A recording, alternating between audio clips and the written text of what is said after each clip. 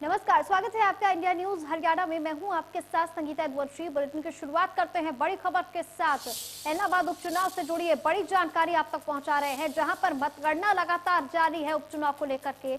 और ऐसे में ये दूसरा राउंड पूरा हुआ है। अभय चौटाला को दूसरे राउंड में बढ़त मिली है। अभय चौटाला दूसरे राउंड में 2270 वोटों से आगे चल रहे हैं। अभय चौटाला को अब तक 6915 वोट मिले हैं। गोविंद कांडा को अब तक 4645 वोट मिले हैं, तो पवन बेनीवाल को 4174 वोट मिले हैं।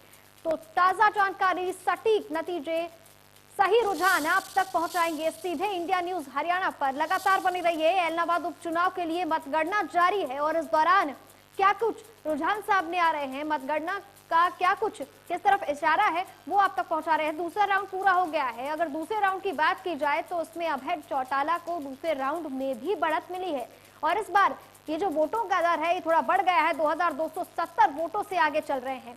अभय चौटाला को अब तक 6915 वोट मिल चुके हैं। तो बड़ी जानकारी, बड़ी खबर इलाहाबाद उपचुनाव से जुड़ी हुई आप तक पहुंचा रहे हैं, जहां पर इलाहाबाद उपचुनाव के लिए मतगणना लगातार जारी है। उपचुनाव में मतगणना का दूसरा राउंड पूरा हो चुका है और दूसरे राउंड में भी अभय चौटाला आगे चल रहे हैं।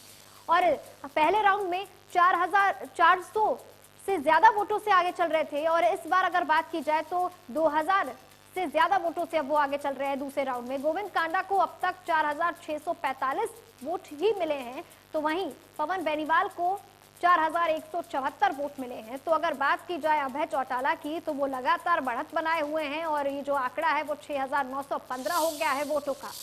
तो बड़ी खबर, बड़ी जानकारी सीधा आप तक पहुंचा रहे हैं। इलाहाबाद उपचुनाव से जुड़ी हुई तमाम ताजा हाल सीधा आप तक पहुंचाएंगे। उपचुनाव में मतगणना का दूसरा राउंड पूरा हो गया है और दूसरे राउंड पूरा होने के बाद क्या कुछ अपडेट है वो आप तक पहुंचा रहे हैं।